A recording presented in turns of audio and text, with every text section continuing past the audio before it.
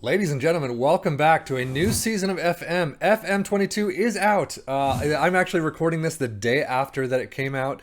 I've had very little time to look at it, so this is kind of really my first peek at it. I've heard not great things about it, so I'm kind of going in with that mindset of it's going to be pretty much the same as FM21. There's a whole new data structure behind the scenes. There's some new, coaching things that happen where you get to speak to your coaches and you get a little more interaction with them, a few more meetings. Yay, meetings. But we'll see how it goes. First season, as you can see, we are playing as Roma. I am going back to my roots. That was probably one of the first saves that I ever did on this channel in FM. So Roma it is. I don't know much about the team. We're going to take a look. Today's episode is really just going to be a quick overview. Take a look at the game itself. Take a look at the team itself. I probably don't even know what tactic I'm going to be using at this point. So I'll be doing that in a couple days or the days to come. And we'll get this save started. But with that, welcome back to Rome. Roma have today confirmed the appointment of Sefian as the club's new head coach. Eyebrows have been raised in the world of soccer at the appointment of the 45-year-old who's recently spent time away from club soccer. I still wish FM would put in kind of a reason why you're joining the club. As well as a backstory. Are you a former great, a club legend? Are you just some dude they pulled off the street because they hated Mourinho? Why are you coming to the club? Mourinho's left for some reason. I really want that because it really helps with the story of why you're joining that club, plus how the players view you as you're coming in. Oldman has put pen to paper on a 3-year deal with $2 million.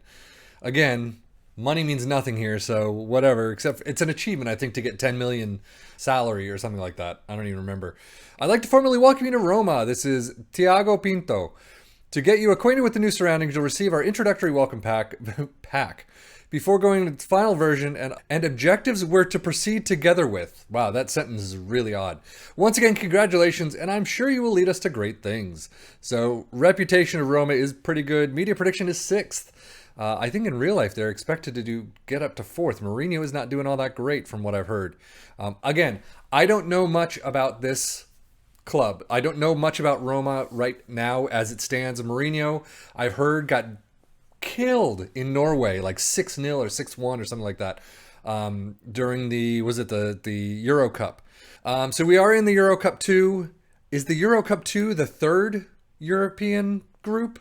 I don't remember. Champions League, Europa League, and then this Euro Cup 2. Serie A last season was 7, so we are expected to climb a little bit. Italian Cup, 3rd round, blah, blah, blah. Olympico, Stadio Olympico is where we are playing. Let's take a look at this team. So this is the expected lineup. Your coach staff has completed a brief overview of the current Roma squad. Tammy Abraham, I'm really excited to see in this game. Zaniolo, and again, I do not pronounce things very well, so I apologize if you're a Roma fan, if you're an Italian, or any kind of European that's like, dude, that's really not how that's pronounced. But Zaniolo, Mkhitaryan, okay. El Shaarawy is still there. I am surprised. I mean, I don't know what happened to his career. But Pellegrini, this back four, I do not know at all. And Rui Patricio, obviously I know from Portugal, from Wolves, I believe. So I'm kind of surprised to see him in. Pau Lopez on loan out. Ante Koric on loan. Is he coming back? Florenzi, I'm going to miss. Kluivert is what I always say, but I know it's like Kluivert. I'm going to miss him. There's a lot of players that I'm used to from my previous save that are just gone. And I don't know what to do. I believe, if I'm not mistaken, we have like 10 million. So sign players under the age of 23 for the first team. Really? Sign high reputation players. Really? Develop players using the club's youth system. Okay, that I can take a look at. Build a new stadium. 5-year plan. Increase commercial revenue. Work within payroll budget. These two are your problem, not mine. So you take care of that. Challenge for this year, 22-23. We'll take a look. Okay. So here it is. Arrange a meeting with the coaching staff every week, every 2 weeks, every month. I'll do it every week and see how annoying it gets. I'm pretty sure it's going to get fairly annoying. So Oldman takes Roma hot seat. Roma have today confirmed the appointment of Sefian Oldman as the club's new head coach. Eyebrows have been raised. We already read that.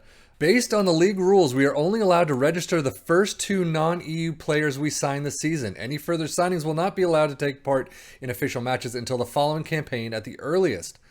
Wow, I didn't realize that was a rule. That's a bitch. One of the new non-EU players signed will only be eligible for the non-EU slot if he has played at least 5 matches for his national team in his career, including under 21 fixtures if he is under 21. Or has been called up at least twice during the last season. We have already filled 2 non-EU player slots this season, meaning we cannot occupy any more until next season. The players who fulfill are Tammy Abraham and João Costa. It is also important to note that we have filled the non-EU slot with the eligibility restrictions for the season. So we have a huge list of players, 22 players, that are going to be out of contract or may have already expired. So that's all next year, right? Yeah, every one of these is next year. Tactics, I'm going to figure out the tactics quickly. I'm not going to do much with it. I'm thinking 3-5-2 is an Italian favorite, so that will probably be one of the tactics. 4-4-2 or a 4-2-3-1, 4-3-2-1, yes, or 4-5-1. So with a DM will be another one, and then we'll see what the third one will be. Nothing really has changed from what I can see in this game from last year. Now, I've not looked at the squad yet, but as you can see, biggest spenders this transfer window so far, obviously it's just starting, 116 million by Roma. So we're going to have to take a look at who they brought in. I know Patricio and a few other, Tammy Abraham and things like that. I think he was a club record, if I'm not mistaken. So we're going to take a look at that and see, is there anyone we can get rid of and bring in some money so we can maybe get some transfers in. I believe there, if I'm not mistaken, I have read a couple of articles from this season or right before the season during the summer. I think they wanted a new center back that they didn't get. They wanted a new right back as backup. I think another midfielder they wanted but failed to get. I think Mourinho wanted Granit Xhaka, if I'm not mistaken. So we might have to look at some of these positions and we'll see. Only 2 strikers, really 3 strikers. That's not good.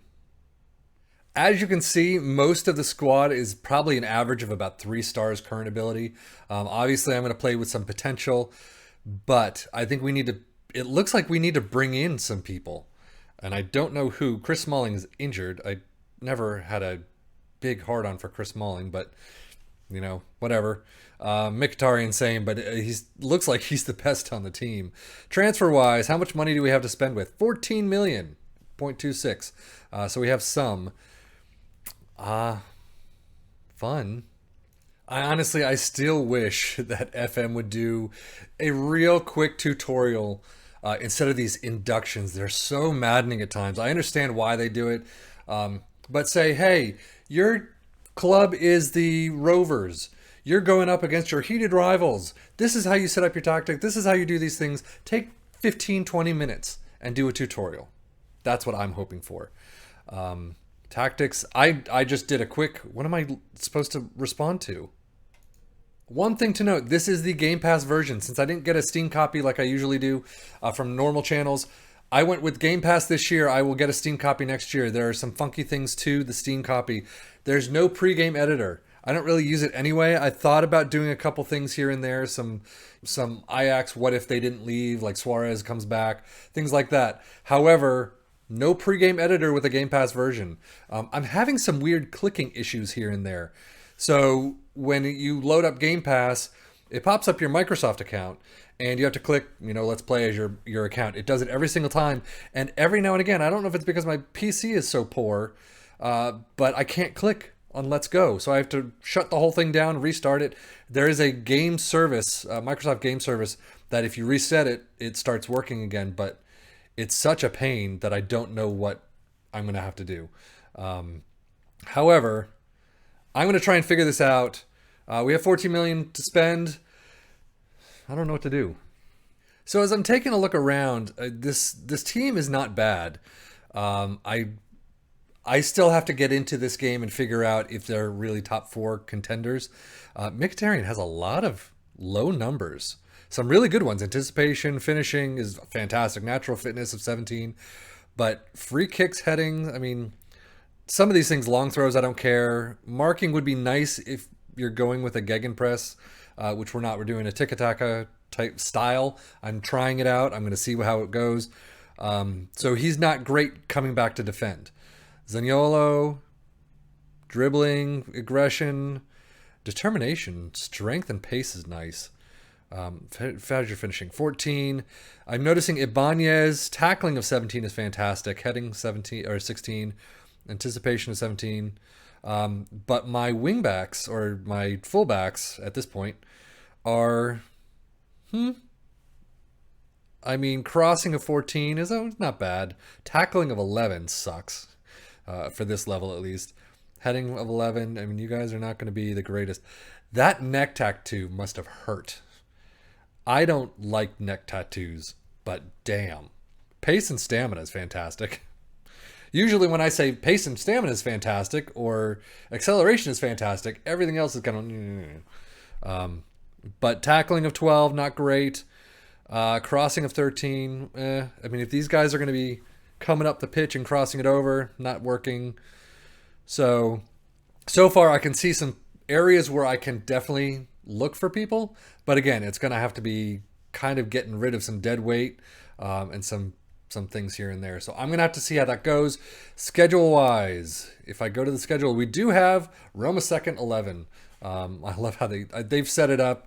I don't know if they've taken out the idea of you can mix the whole thing up and do kind of a mixed starting 11 and second 11 going against another, version. But we got some good friendlies coming up, finishing with Inter. Interesting choice. But then we go straight into the Euros. Some Salernitana. Never heard of that club before. I'm assuming they're new. Oh, yep, they're new. I was like, Serie B. Okay. So, yes, they are new. They finished second last year in the Serie B, so they are in the top league now. Hopefully we'll get that one. Atalanta. So we got a bunch of stuff to play. I'm going to leave it there, and we're going to figure things out. But that is FM22 in a nutshell. We'll see how things go from here. So as always, thank you so much for watching. I hope Roma is going to inspire some of you to tell me what the hell I'm doing wrong and what I need to do right. I no longer, with the Totties out, I don't know who to keep on board and who to let go. If you have some players that you really want to see, just stick around. Let me know, and we'll see what we can do. But anyway, that does it for me. Sefian FM, thank you as always for watching. Take care and enjoy.